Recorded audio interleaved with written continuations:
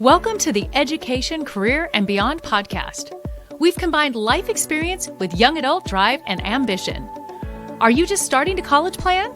Did you finish your education and wonder, now what? Join us in this lively discussion about the topics you need to know to create the next stage of your life's dreams, careers, finances, education, and more. Brought to you by Voice for Heroes 501c3.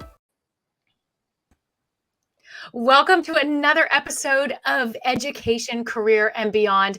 Our wonderful co-host, Capri, is in college and right now on spring break. So we forgive her for not being with us this week. She's earned it. She needs to enjoy it. But Ed and I today have a guest now that we just get to pummel with questions. I'm really excited about this.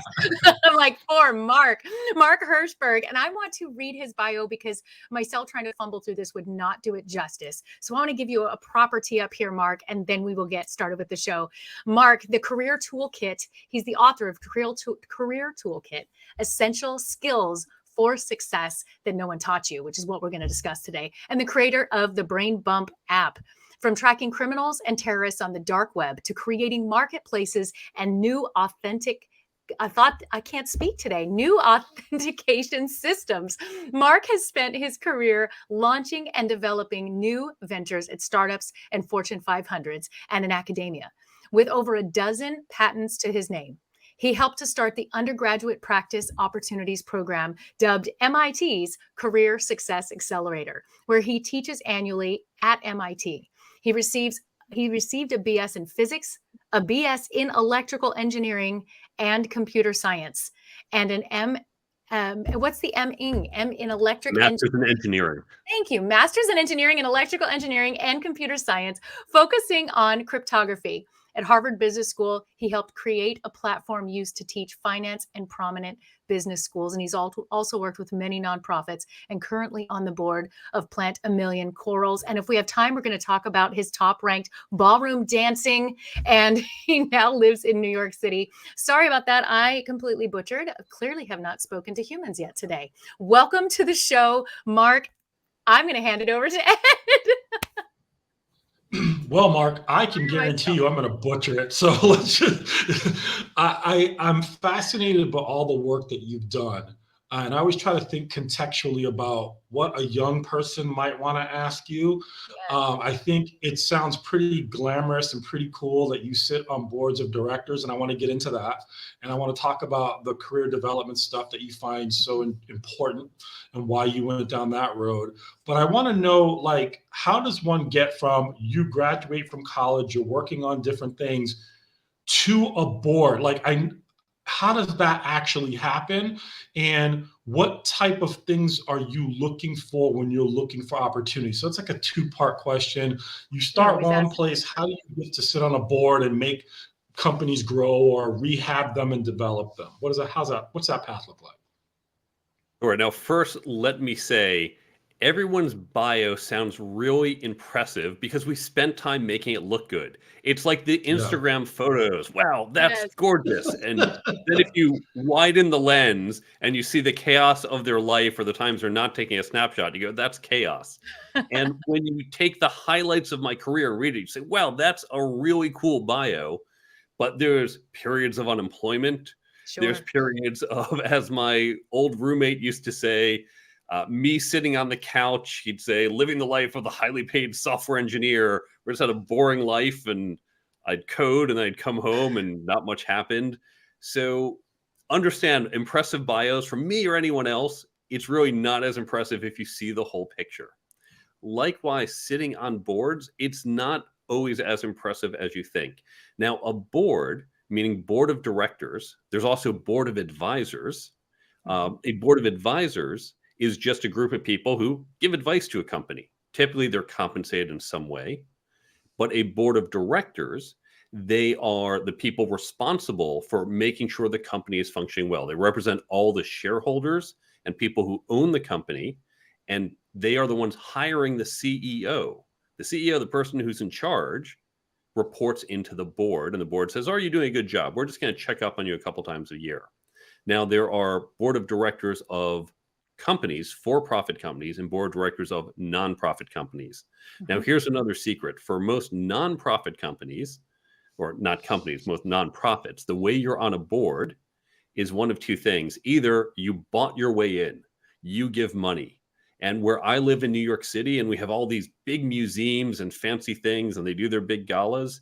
If you want to be on the board of, let's say, the Met, the Metropolitan Museum, it's because you wrote a big check. That's really how you get on board. Or you got enough other friends to write checks and kind of put them under your name, and they say, okay, you can be on our board. So a lot of big fancy nonprofits, you're on the board because you've written a check.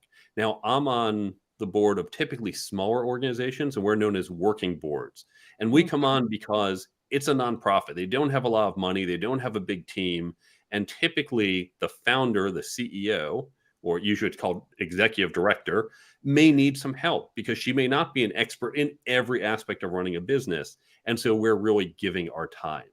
And the way you get on boards, it's by creating a diverse network, getting to know people, and having a good track record where someone says, I need your help. And so the good news for being well networked and capable is you get to do more work. But if it's a nonprofit you believe in, it's rewarding in of itself. Overcommitting ourselves, which I have a tendency to do. I sit on 3 boards, so I get it. So, Mark, I really appreciate that explanation because Yeah, I don't thank think you. I got to tell you something. If I was to ask a handful of high school students right now, what's the difference between a board of advisors and a board of directors? I don't know if they would have any idea. And I think you're going to run into young entrepreneurial types. They seem to be coming up more frequently now with their ideas and their ability to market themselves, and understanding the differences in that is really awesome. But I want to get back to your bio. Because you can tell me that it's not impressive, but to me it was kind of impressive. But there was one thing on there that I really wanted to understand. You said what you had as a title was CTO and CPO, and then you combined them CTPO. I've heard of most C suites, but I didn't really know what a CPO was. Can you tell the folks what that means and how you combine them together for the CTPO? Normally, when we think of a company, we traditionally think there's a president, and then there's a vice president of marketing, vice president of finance, vice president of engineering, of all different units. For whatever reason, a few decades ago, we started to see what was known as C-suite titles. C meaning chief. And so instead of president, companies now have people they call the CEO, chief executive officer. They might even have a president underneath the CEO, which seems kind of confusing. Right. But so now the person in charge is the CEO, chief executive officer. And then everyone else said, well, I want a fancy title too.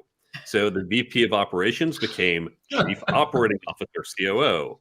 The VP of finance became the chief financial officer, CFO, and CTO, chief technology officer, CMO, chief marketing officer. Less common was CPO, chief product officer, and Oh, CSO or CRO, chief sales officer. We don't see that. We do see now they say, I want to be the CRO, chief revenue officer.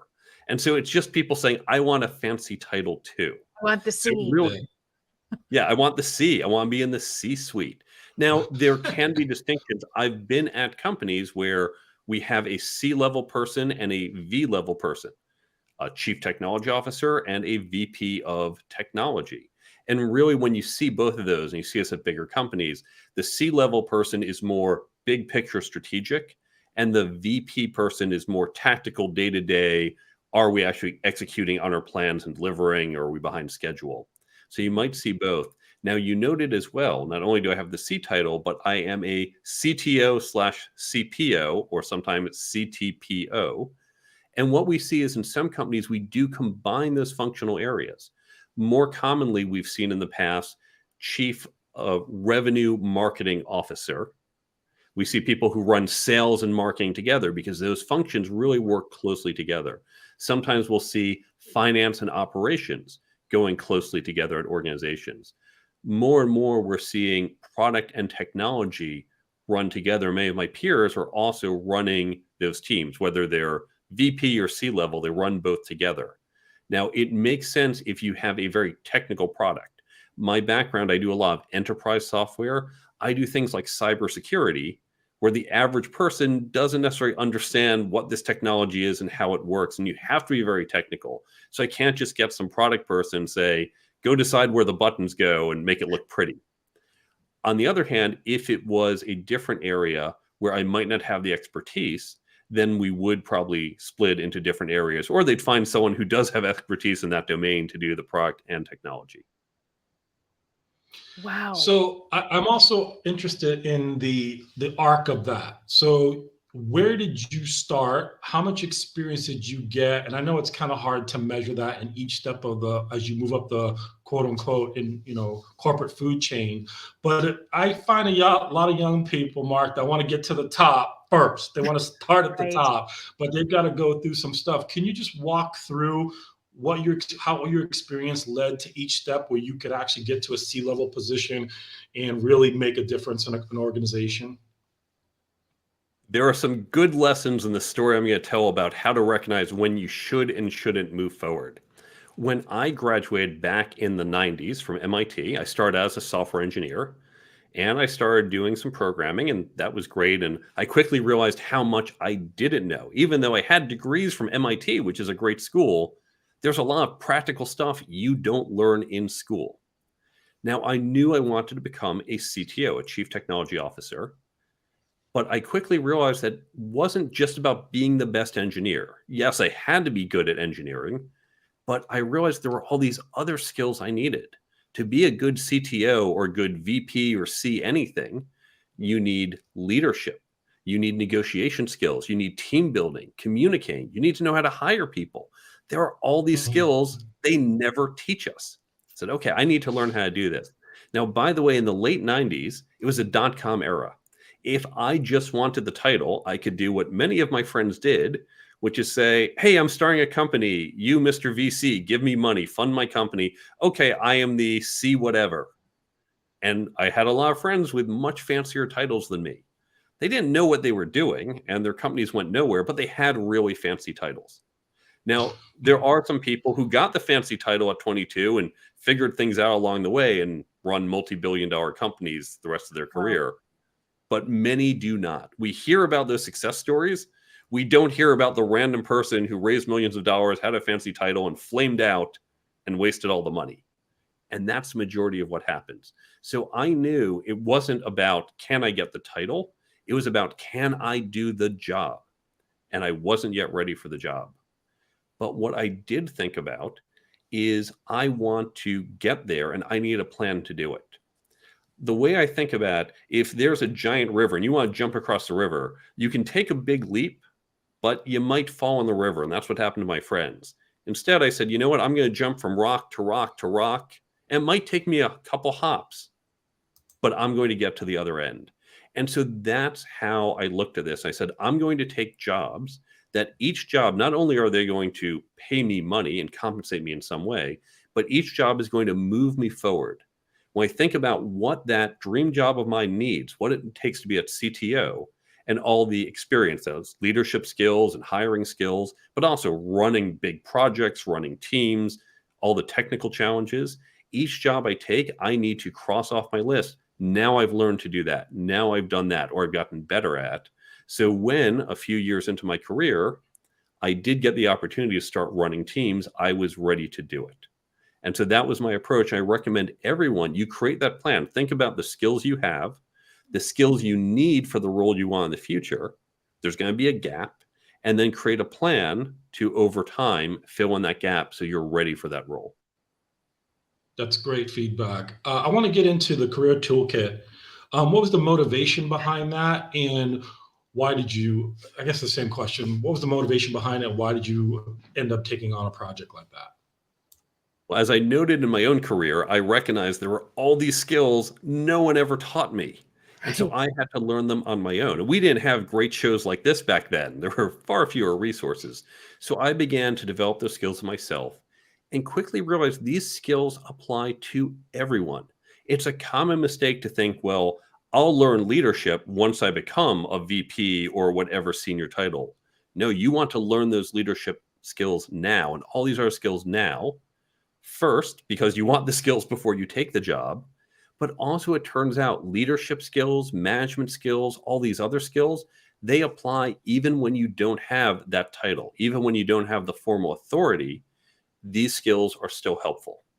And so I began to upskill my whole team because I realized this will benefit all of us if everyone on my team is more effective. Now, as I was doing this, MIT had gotten feedback from companies saying, we want these skills, not just in your students, not just in engineers, but in everyone we hire everywhere, and we can't find it either. So MIT wanted to create the Career Success Accelerator program to instill these skills in our students. And when I heard about that, I said, well, I've got some material. Let me give it to you and good luck with it. But instead of just taking it, MIT said, well, why don't you help us build some more, because we need a lot more. So I helped create some of the course materials. And I said, why don't you help teach? Because we have these great professors, but you're bringing a different perspective as a practitioner. So we now have a group of both faculty and practitioners like myself who co-teach the program. I've been doing this for decades, but I know it's not just MIT students, it's not just engineers who need this, and I want to reach a larger audience. So I created the book, which certainly it is written and is usable by, it's written for and usable by students and recent grads, but also mid-career professionals and late career professionals. I have people in their 40s who say, I wish I could be better at networking. Oh, this book helps me. Yes. Boy, where was this book 20 years ago? So it's really designed for a very wide audience, including current and recent students. Wow. Well, I'm going to be like Ed and ask a two-part. Sorry, Ed. No, it's not a two-part. You got to do like 8 parts and make Mark write it down so that he can answer them in order. So I've completely taken over this interview as usual. Amy, I've got a couple more questions about the career toolkit, but okay, I just have a question here because of the amount of years you've been doing this with and working with young adults. Are there, first of all, what is one of the most common questions throughout the 2 decades that you've heard, that you've seen, that they've asked? And also, what have you noticed has changed more today than what it was even 10 years ago, the type of questions or information that they're seeking for launching their career? Remarkably, there haven't been that many changes. And it's because these skills really are universal. Now, to the first part of your question, what are the most common questions? That really varies. In the book is 10 chapters on 10 skills. And if you look at surveys, you'll see listed anywhere from the top 5 skills you need to be successful to here are the 50 skills for a 21st century. You see different size lists. They're all really the same. It's just kind of where you're drawing the lines, bigger buckets or smaller buckets. I happen to break it down to 10 buckets. But the questions, it really depends on what bucket you're looking at, what skills. But I'd say here's the most important thing. Can you learn these skills, or are they natural? That's probably the most, it's not even necessarily asked directly, but it's implied. It's the thing people wonder about. And here's the thing. We think about our friends and we say, oh, she is really good at sports. She's just naturally good at sports. Hey, he's a really good public speaker. I get nervous, but this guy just goes up on stage and he's so good at it. And we see natural leaders, natural networkers. And there are people who are naturally good at math, at language, at everything. But the rest of us, we might not be naturally good, but if we put in the work, we can get really good at.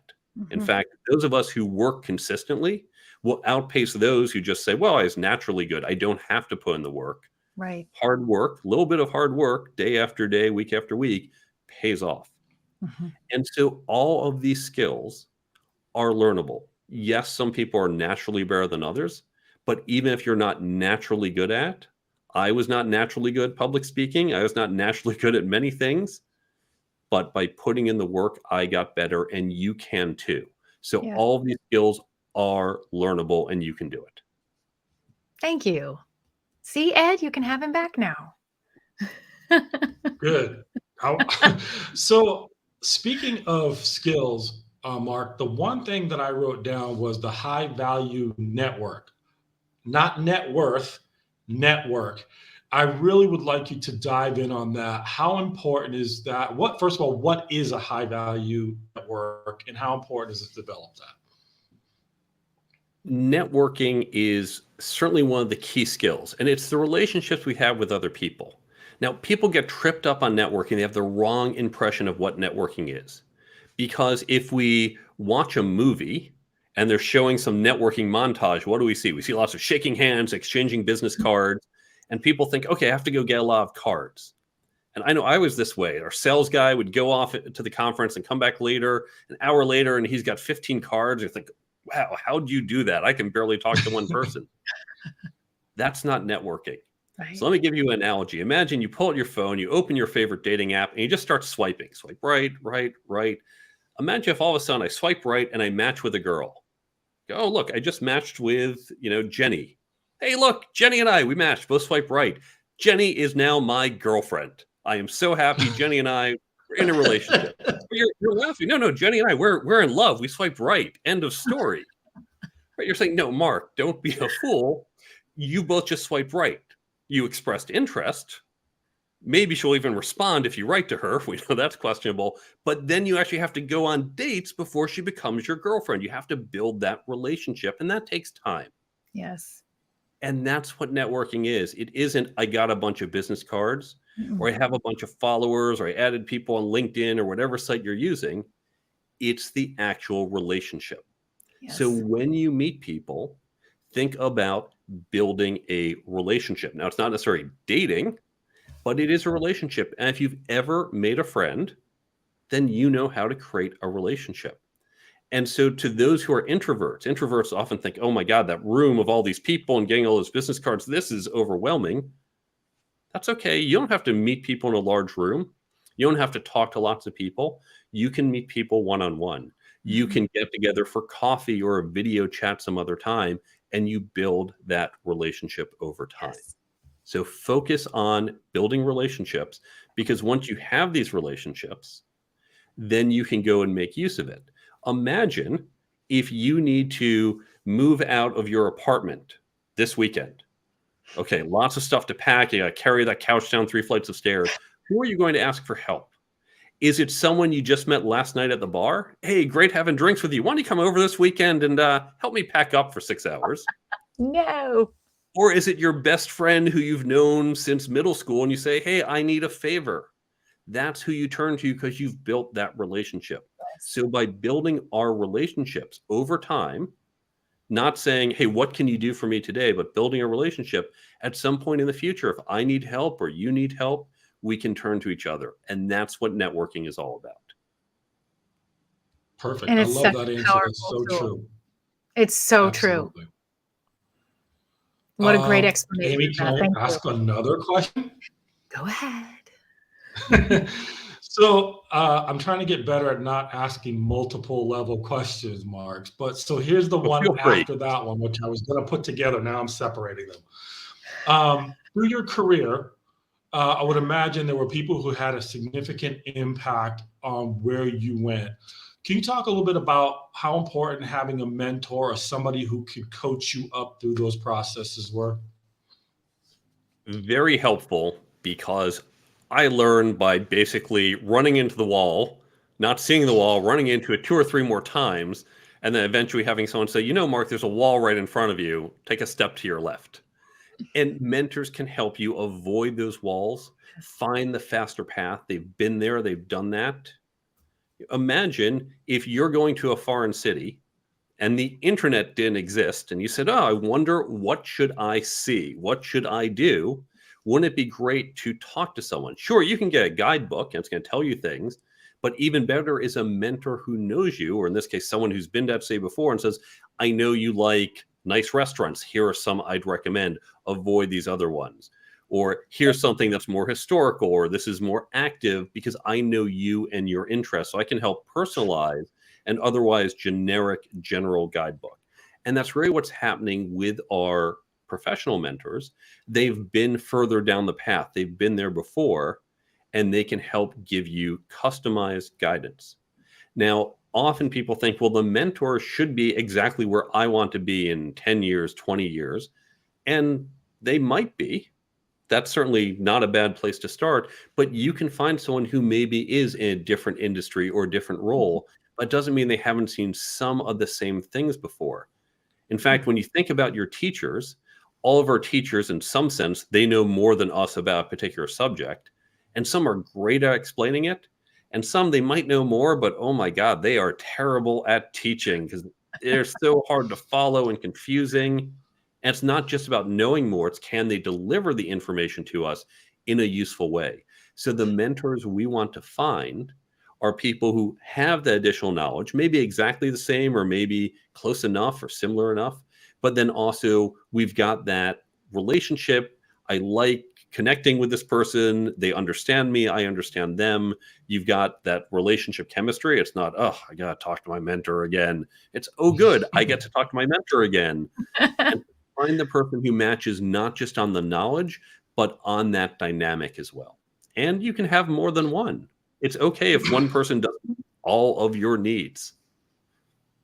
Yeah.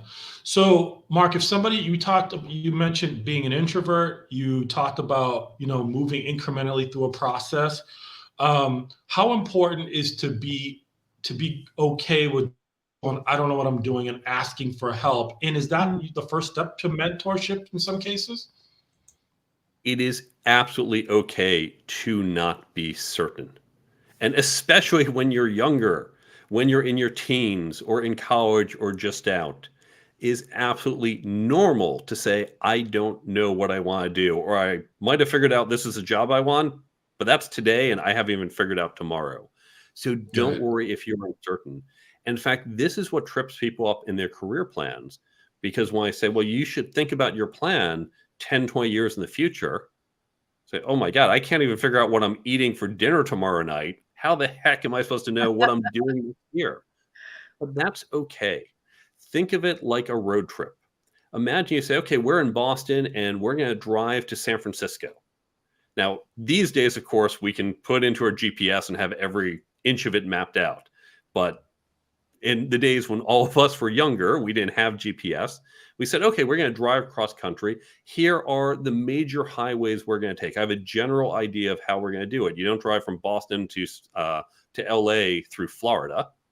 So, okay, we're not going that way, but do you want to do a northern route or southern route? Okay, we can think about that. And then along the way, we might say, hey, you know what? I hear there's something really cool in Michigan. So we're taking the northern route. Let's detour because it'll be fun to check that out. Or, I've got a friend in Tennessee. Let's go stop by and see him. And then along the way, you might say, you know what? It's pouring rain. Let's pull off early. Or there's a major traffic jam. So we're going to take a different route. That's okay. You adjust as you go. And then if halfway on your way to LA, you say, you know what? I don't think I want to go to LA anymore. Let's go to San Francisco instead. Fine, reroute.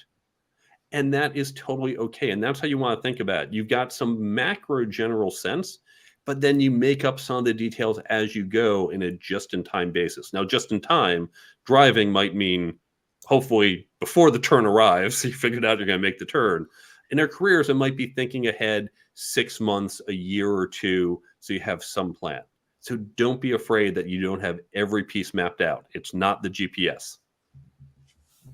That's a great answer. I appreciate that, Mark. Um, quick response question. Coolest job you've ever had that you will go back and go, man, I completely enjoyed that. I wish I could do it again.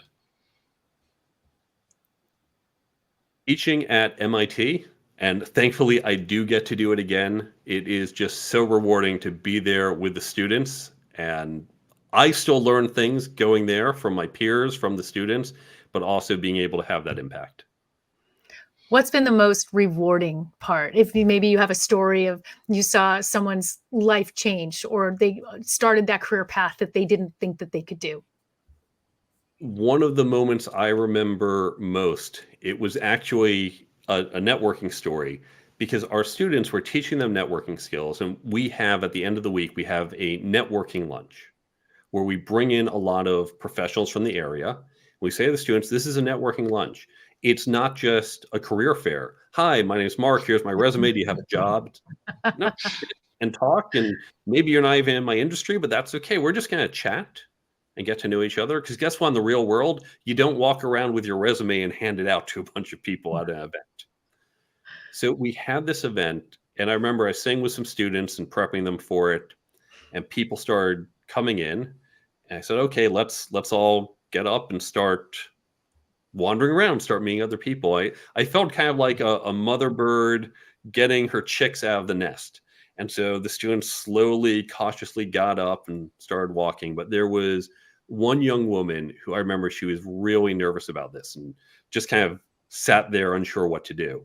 So I walked her over to a friend of mine who was at the event, who I knew worked in her field. I introduced them. I got the conversation started, waited a few minutes, and they got going. And they went off to go check on other students and see how things were going. And she was very nervous, but I knew he'd be good with her.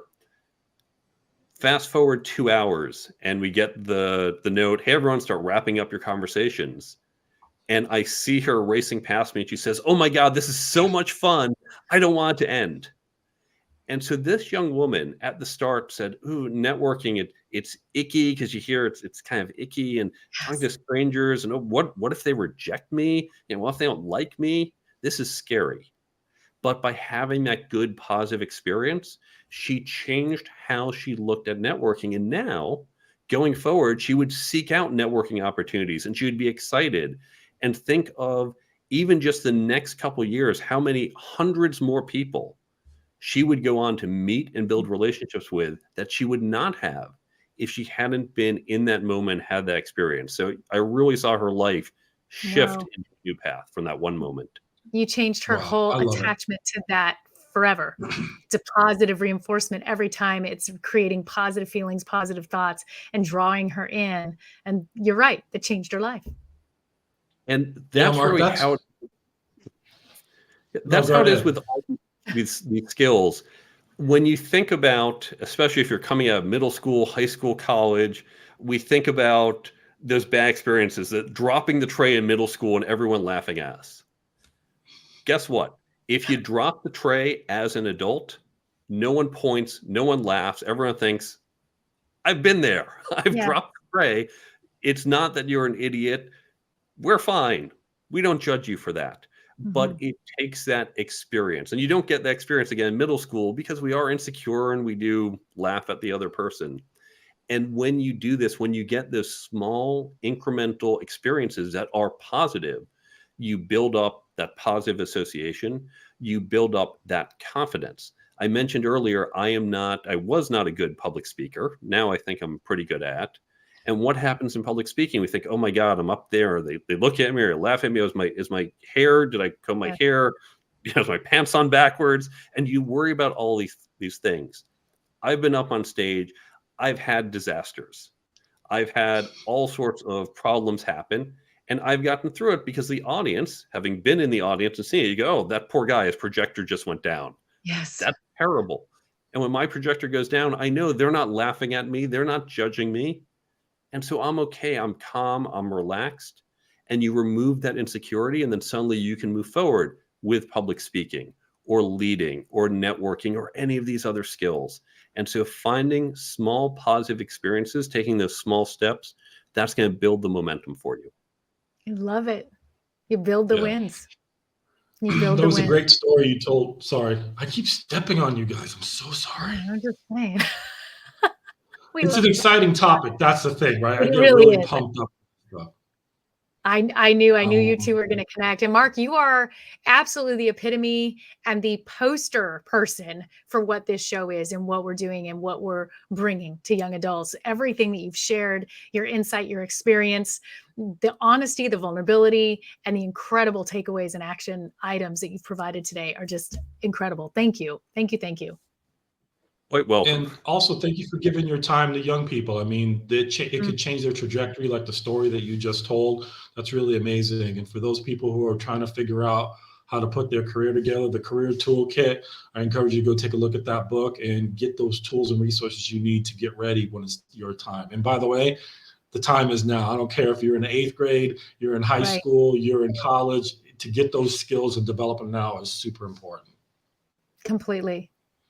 And that's why I come on shows like this. It's why I wrote the book, but also come on shows like this. It's why I have the app, because these small little changes we make, they can have such a large long-term impact on our lives. So Yeah. don't feel overwhelmed. Don't feel, oh, these other people are so much better than me. Take those small steps. I think of it like compound interest.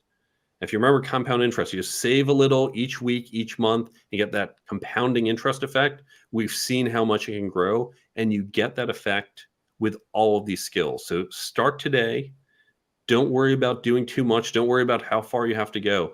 Just a little step forward. Focus on just one skill for a bit. Don't worry about doing them all. Pick one area you want to focus on and make those small incremental improvements. And you're going to see a compounding effect that's going to pay huge dividends down the road. TheCareerToolkitBook.com. The show notes, it's in the show notes. If you're listening to this, check your favorite platform, check the show notes. The link is there. If you're watching this, the link is there. If you're looking at it right now, the link is there. Make sure that you go and get this book and resource. And Ed, you take us home and remind them what they need to do with this show as well. Listen, I got to tell you, this was another great interview.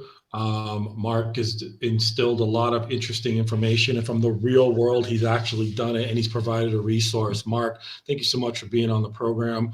It was actually pretty inspiring for me too. So thanks for that. Listen, we try to put guests on that are going to empower people to do impressive things, or to get out of ruts, or to understand where they're at and how to get to the next step. You know, it's all part of this deal. It's careers, educations, and beyond.